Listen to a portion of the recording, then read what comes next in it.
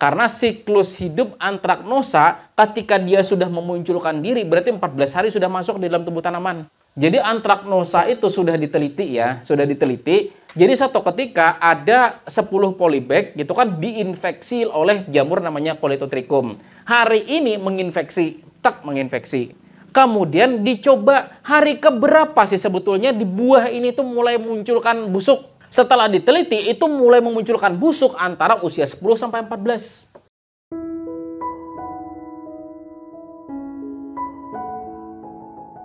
Dan hari ini kita akan membahas mengenai timeline pengendalian hama dan juga penyakit. Nah, kenapa kita mesti memahami timeline pengendalian hama penyakit? Karena dari situ kita sudah bisa jaga-jaga, kita sudah bisa persiapan hama atau penyakit apa yang bakal kita hadapi pada saat ini dan di sini. Nah, jadi ternyata setiap hama dan juga penyakit tanaman itu menyerang berdasarkan waktu-waktunya sendiri. Sebagai contoh, lalat buah mungkin tidak menyerang tanaman yang baru usianya 10 hari. Tidak mungkin. Nah, kan seperti itu. Lalat buah itu menyerang ketika tanaman sudah berbuah, ya tidak? Nah, itu yang disebut dengan timeline-nya, ada waktunya. Kemudian lagi, jenis antraknosa, patek, latup misalnya kan, itu juga tidak mungkin menyerang tanaman di usia di bawah 45 hari. Kenapa? Karena di usia segitu tanaman belum berbuah. Nah, jadi ada waktu-waktunya sendiri di mana hama atau penyakit tersebut itu menyerang tanaman kita. Sebetulnya, sebetulnya nih bapak-bapak semuanya, ulun pun sudah punya timeline-nya. Nah, ini timeline ulun. Lah, ini timeline saya usia 0 sampai 15 hari setelah pindah tanam. Itu yang menyerang seperti ulat tanah. Kemudian orong-orong, ujar kita suruk, kan seperti itu. Kemudian lagi kaki seribu, ujar kita galang-galang, ya tidak? Nah, kemudian lagi usia 15 sampai 30, ada ini dan ini, penyakitnya ini dan ini. Kemudian usia 30 sampai 45 ada juga. Nah, kemudian 45 sampai 60 ada. Kemudian 60 sampai 75 ada, bahkan di sini sampai usia tanaman 200 hari. Ulun punya timeline-nya. Nah, jadi saya tahu tanaman saya usia 60 hari. Berarti kan yang perlu saya waspadai ini. Ada catatannya. Nah, ulun yakin juga pian-pian semua yang sudah membudidayakan tanaman juga pasti sering menemui hal yang seperti ini. Cuman tidak pernah tercatat, ya tidak? Oh, misalnya lalat buah tuh menyerang di usia berapa sampai berapa? Oh, antraknosa mulai menyerang usia berapa gitu kan? Kemudian lagi kayak kutu kebul, itu menyerang di usia berapa? Ada sebetulnya, cuman terkadang kita belum tercatat. Nah, sebetulnya ini seandainya saya bagikan ke teman-teman semua, Bapak Ibu, Bapak-bapak semuanya, selesai hari ini. Tapi kita tidak. Kan gitu, kita belajar membuat timeline kita sendiri. Ya, kita belajar membuat timeline pengendalian kita sendiri sehingga kita tahu apa yang mesti kita persiapkan. Sebelum kita membuat timeline, nah masih adakah pian-pian semua memiliki fotokopian yang ini? Ini hama tanaman hortikultura, ada kutu daun, ulat geraya, kemudian orong-orong dan sebagainya ada masih. Nah, kemudian juga di sini kan ada juga yang dulu kan ada kan ulun fotokopikan dulu, yang ulun kasihkan, ulun bagikan dulu. Nah, yang kayak bercak daun, apa obatnya, ya tidak? Itu nanti fungsinya adalah ketika kita sudah mengidentifikasi timeline ini misalnya di usia 60 hari. Oh, ini yang bakal menyerang. Obatnya apa? Tinggal cari di sini. Dari materi-materi sebelumnya ini nyambung. Jadi, pian-pian semua di sini kita nanti akan membuat timeline kita sendiri di mana pada usia tertentu itu nanti ada hama dan juga penyakit apa yang menyerang. Dan nanti solusinya kan sudah ada di beberapa pertemuan yang ke belakang. Kan obatnya sudah ada nih, kan fotokopian di sini, makanya jangan sampai hilang. Bagi yang hilang silakan fotokopi sendiri. Maka bapak-bapak semuanya, ulun kan hari ini tidak terlalu banyak teorinya, tidak terlalu banyak penyampaiannya. Mending kita langsung praktek aja. Praktek hari ini membuat timeline pengendalian hama. Yuk. Kita kasih tepuk tangan ke sekretarisnya, nah. Iya. Nah, pertama dulu nomor 1. Nah, kita di sini tidak menyemai lagi lah. Kita tidak menyemai lagi, tapi anggap bibitnya sudah ada. Nah, jadi usia 1 sampai 15. Jadi di sini nomor 1 itu kan usia 1 sampai 15. Nah, 1 sampai 15. Nah, ketika pian-pian semua baru pindah tanam, ya kan baru pindah tanam, biasanya hama yang menyerang itu yang perlu diwaspadai itu apa?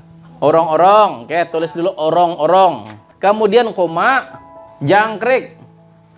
Nah, di usia segini tanaman rawan putus, ya tidak?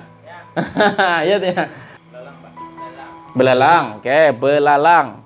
Oke, kemudian siput. Nah, apalagi? Ada tidak kaki 1000 di usia segini? Ada, ya silakan kaki 1000. Kan sudah kelihatan di usia 1 sampai 15 ini yang perlu diwaspadai. Kemudian penyakit, ada tidak yang perlu diwaspadai? Apa itu? Bercak, oke, silakan tulis bercak. Rebah semai ada? Rebah semai dalam arti ketika dipindah tanam, tiba-tiba batang bagian bawah mengecil, tiba-tiba rebah. Ada? Nah, itu perlu juga diwaspadai. Ini bisa jadi disebabkan karena pada saat kita persemaian menggunakan pupuk kandang yang belum matang. Cuma kalau memang pian-pian di sini sudah melakukan sterilisasi pada saat persemaiannya, ini tidak perlu dilakukan. Nah, kan di dalam buku yang difotokopi kemarin itu juga sudah ada sterilisasi di sana. Nah, berarti ini. Lalu solusinya apa? Obatnya apa? Di sini cari sendiri. Ya tidak? Kan sudah ada di minggu-minggu kemarin. Pian-pian semua kan sudah punya. Nah, silahkan catatan Anda dibuka. Oh, misalnya kan orong-orong. Kan di sini ada nih orong-orong. Ada tidak di sini orong-orong nih? Coba lihat. Nah, ada. Nah, kaki 1000 ada? Nah, kan? Jadi Bapak-bapak semuanya, di sini usia 1 sampai 15 hari yang perlu diwaspadai itu hamanya orong-orong, jangkrik, belalang, siput kaki 1000. Kemudian penyakit yang perlu kita waspadai adalah bercak dan juga rebah semai. Nah, sekarang kita lanjut ke usia 16 sampai 30. Usia 16 sampai 30 kira-kira nih tinggi tanaman sudah berapa? Oke, antara 30 sampai 40 cm. Kan begitu. Kan di sini rentang, Mbak, 16 sampai 30. Ya, anggap misalnya 16 itu masih 30 cm. Kemudian usia 30 hari itu sudah 40 cm. Nah, pada usia segitu apa yang hama yang perlu kita waspadai? Apa? Kutu putih, kutu kebul, ya tidak? Ketika usia segini, batang sudah keras tidak?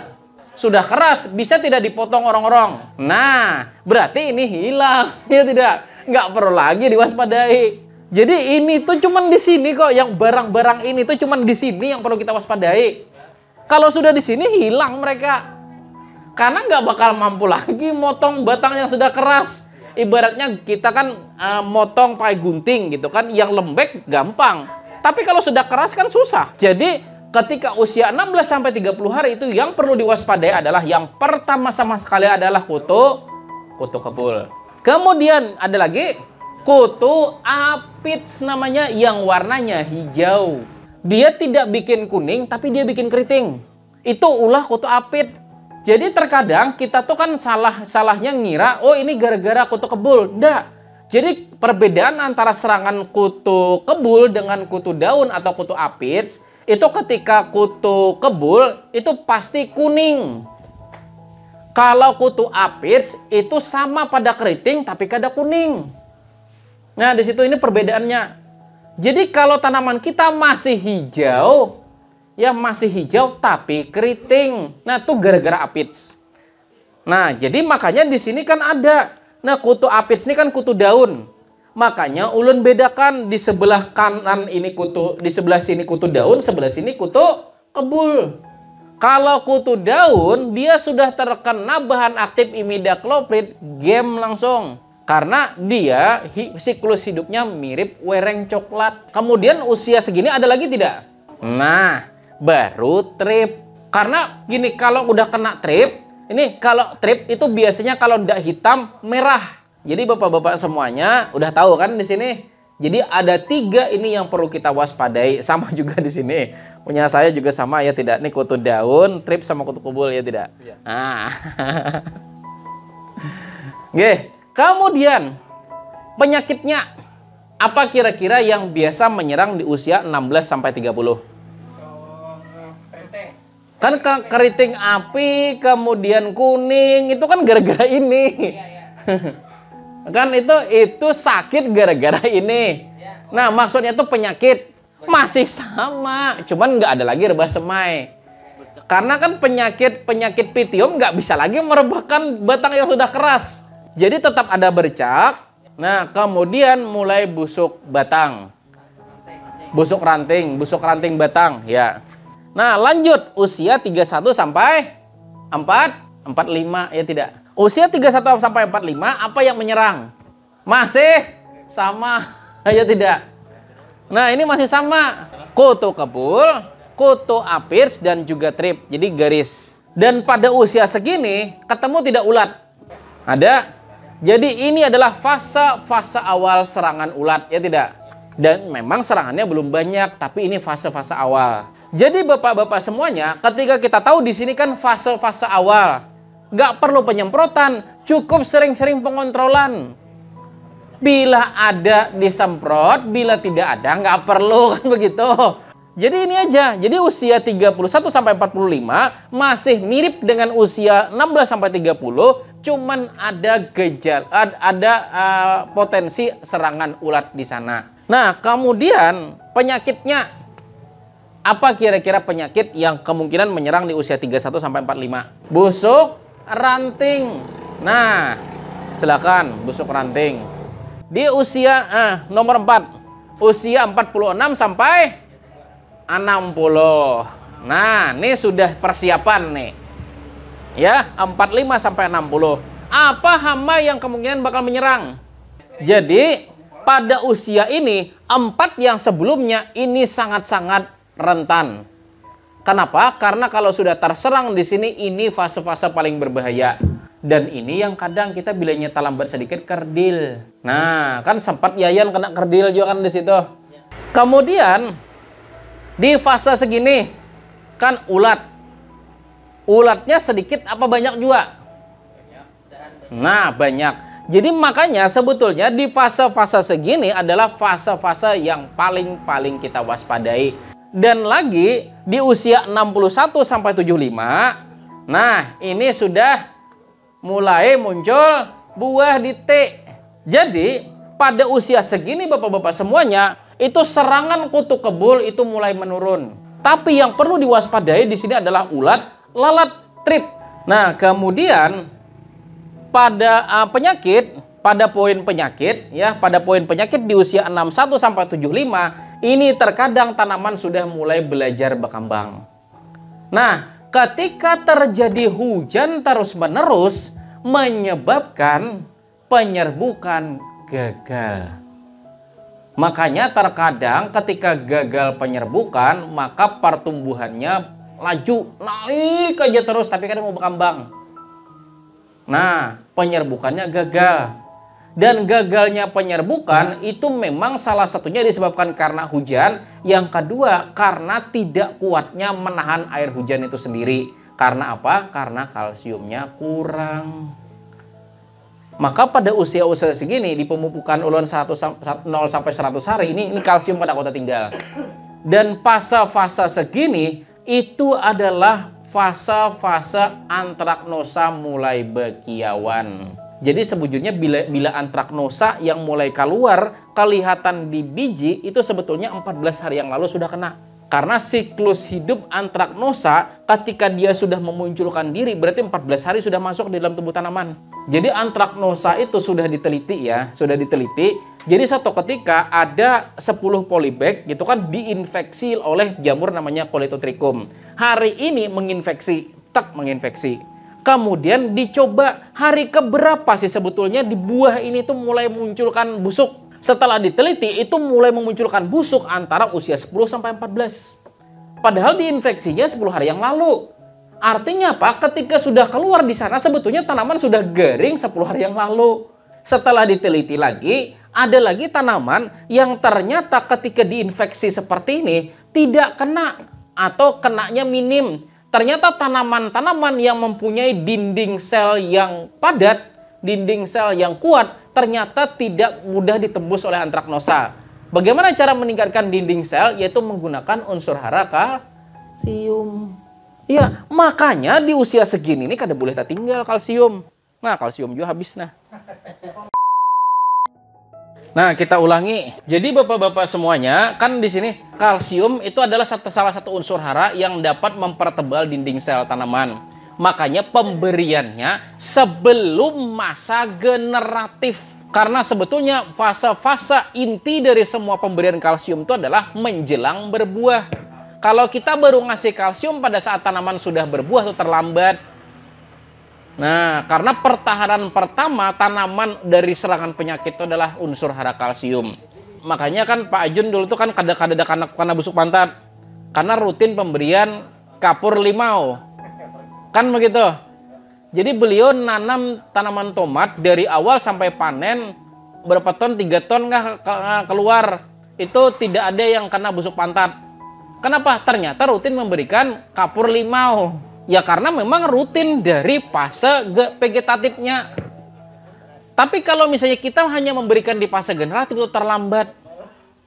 Nah, jadi pada fase ini kalsium jangan sampai ketinggalan. Oke, lanjut. Pada usia 76 sampai 90. Nah, pada usia ini apa yang banyak menyerang? Apa kira-kira hama yang perlu kita waspadai? Apa? Nah, lalat buah. Ya.